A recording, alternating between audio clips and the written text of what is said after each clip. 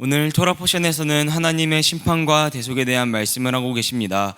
하하진우 주간 주님께서는 우리에게 귀 기울이라고 말씀하십니다. 40절은 대적자들의 교만을 말씀하며 예표하고 있습니다. 본 구절에 내가 내 손을 하늘로 든다 라는 구절이 있는데, 손은 히브리어로 요드이고 이는 편손, 능력을 뜻합니다. 이를 해석하면 내가 내 능력을 하늘로 들며 내가 영원히 산다 라고 해석됩니다. 우리는 영생의 소망이 예수와로부터 나옴을 압니다. 영생은 곧 유일하신 참 하나님과 그가 보내신 자 예수 그리스도를 아는 것이니이다. 아멘. 우리는 예수가 없는 능력은 보잘것없고 거짓되다는 것을 알아야 합니다. 마귀는 우리에게 자꾸만 내가 내 손을 들라고 속삭입니다. 그러나 성경에서는 모든 것이 예수님의 은혜의 능력에 힘입어 이루어진다고 말씀하고 계십니다. 위 구절과 같이 자신의 손을 드는 것은 하나님을 부인하는 것과 마찬가지임을 우리는 알 수 있어야 합니다. 41절은 칼을 갈아 심판해서 내 손이 그 칼을 잡고 적들에게 복수하며 미워하는 자들에게 갚을 것이다 말씀하고 계십니다. 이 재판은 원수들을 향한 보복의 목적이 있습니다. 이는 마지막 때에 예수와의 재림을 통해 성취될 종말의 모습을 보여주고 있습니다. 하나님께서는 계시록의 말씀을 통해 대적자들을 벌하시고 영원한 심판의 구렁이에 빠뜨리신다고 말씀하고 계십니다. 우리는 종말의 목적에 대해 자세히 알아야 합니다. 우리는 가끔 종말은 이 세상의 끝이라고 오해할 때가 많습니다. 하지만 이 종말은 죄에 대한 저주를 끊으시고 다시 하나님 보시기에 좋은 땅으로 만드시겠다는 것에 주된 목적이 있습니다. 대적자가 누구입니까? 바로 원수 마귀입니다. 또 그들의 꼬임에 넘어가 하나님을 배반하는 자들입니다. 하나님께서는 이러한 자들을 칼로 심판하신다고 말씀하십니다. 칼은 히브리어로 헤레브인데 이는 감음, 검, 칼, 자르는 예리한 도구 등을 의미합니다. 또 칼은 말씀을 상징하기도 합니다. 하나님의 말씀은 살았고 운동력이 있어 좌우의 날선 어떤 검보다도 예리하여 혼과 영과 및 관절과 골수를 찔러 쪼개기까지 하며 또 마음의 생각과 뜻을 감찰하나니 아멘. 주께서 대적자들을 심판하시는 기준은 오직 예수님께서 우리에게 선포하신 말씀입니다.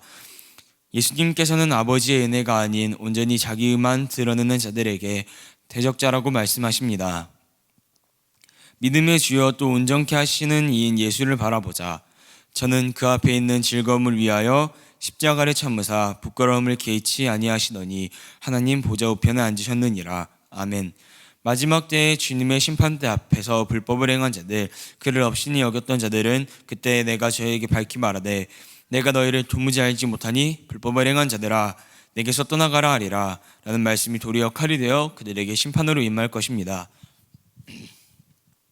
42절 하나님께서는 내 화살은 그들의 피로 취하게 하고 내 칼은 시체와 포로들의 피로부터 원수들을 풀어헤친 머리로부터 삼킬 것이다 라고 말씀하고 계십니다.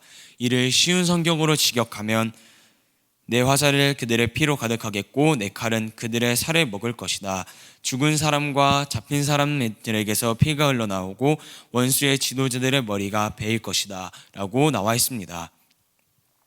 우리는 여기서 하나님의 심판이 얼마나 크고 두려운지를 알 수 있습니다. 하나님께서는 자기 백성에게는 자비와 인애를 베풀어 주시지만 자신을 버리고 대적한 자들에게는 무서운 형벌을 내리시기 때문입니다.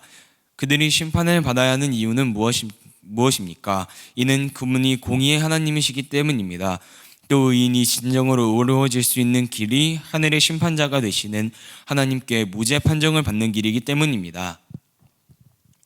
우리는 심판이라는 단어가 들려오면 두려움이 앞섭니다. 내가 지었던 죄들을 회상하게 되고 되려 나도 심판을 받을까 두려워하게 됩니다. 심판은 죄인들에게만 해당되는 것 같지만 그렇지 않습니다. 심판은 오히려 의인들에게 해당되는 것이 많습니다. 오히려 의인들은 자신의 의로움으로 인해 더 큰 심판의 소망을 갖습니다. 이는 우리를 심판하시는 예수와께서 의로우신 재판관이시기 때문입니다. 우리 안에 있는 의를 보시고 의롭다라고 선언하실 것에 그들은 소망을 두기 때문에 심판에 대한 소망을 갖습니다. 의의 출처는 어디입니까? 바로 우리의 구원자 되시는 예수와 마시아이십니다. 나는 마음이 온유하고 겸손하니 나의 명예를 메고 내게 배우라. 그리하면 너희 마음이 쉼을 얻으리니. 아멘. 우리가 심판을 두려워하는 이유는 딱 한 가지뿐입니다. 바로 예수님을 내 삶의 주인으로 인정하지 않기 때문입니다. 우리는 구원받은 성도입니다. 또 접붙임받은 그분의 백성이기도 합니다. 우리는 자꾸만 율법을 보고 두려워합니다. 율법을 부인하는 것이 아닙니다. 하나님께서 우리에게 율법을 주신 이유는 그것을 보고 두려워하라 주신 것이 아닙니다. 율법의 목적은 죄를 깨닫게 하기 위해 주어진 것입니다. 율법은 그리스도인으로서 행해야 할 참된 성도의 모습을 보여줍니다.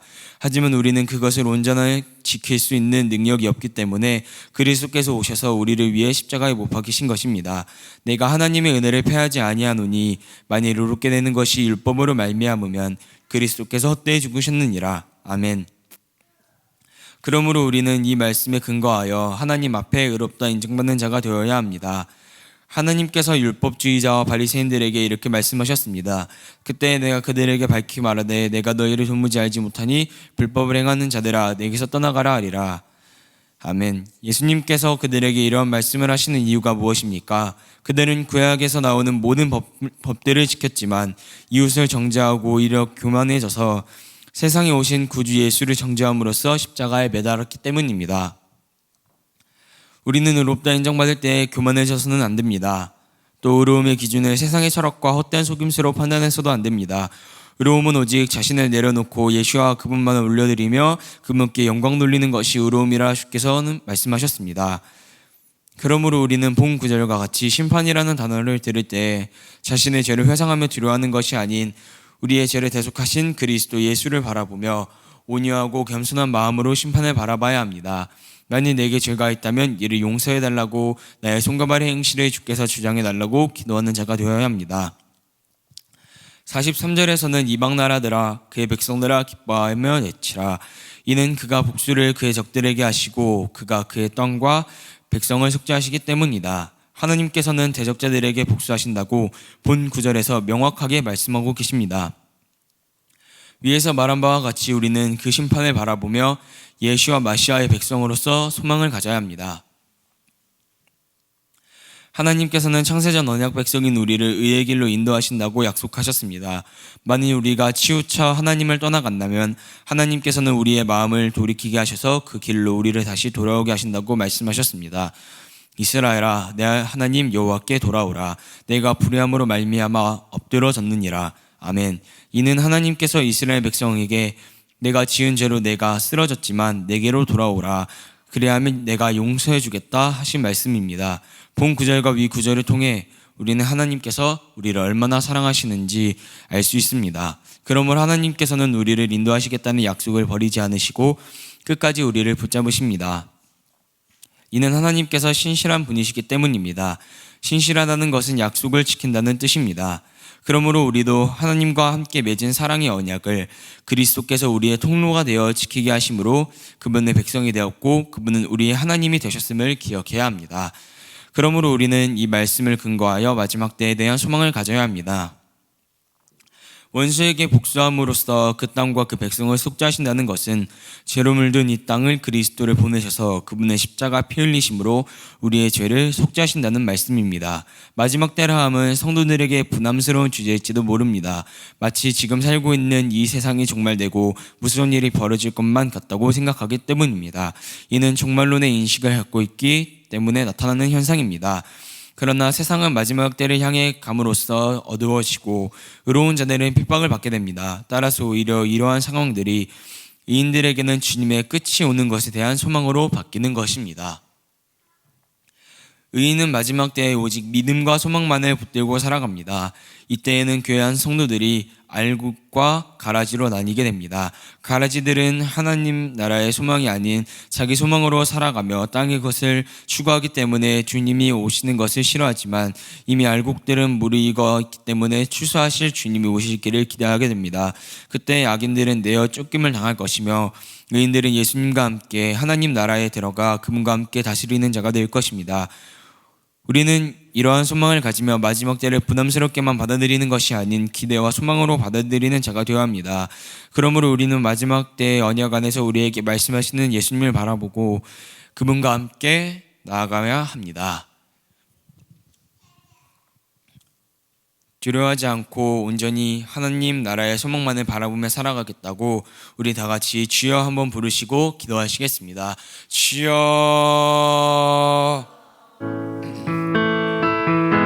하나님 아버지 세상의 거짓된 철학과 헛된 소용스러운 말미암아 무너져 있는 저의 마음을 용서해 주시옵소서. 아버지께서는 우리에게 새 창조를 약속하셨습니다. 그리고 내가 다시 와서 너희를 내게로 이끌겠다고 약속하셨습니다. 아버지 우리에게 사랑의 소망을 주시옵소서. 우리에게 그날에 대한 희망과 화평을 주시옵소서. 아버지 우리에게 하나님 말씀으로 충만해 줄 수 있도록 하시옵소서. 우리가 온전히 주 하나님을 바라보며 나아갈 수 있도록 하시옵소서. 아버지 우리에게 예수를 바라보게 하시고 그분의 능력에 힘입어 나아가는 자가 될 수 있게 하시옵소서. 우리에게 하나님 아버지의 말씀을 주시옵소서. 주께 말씀드리며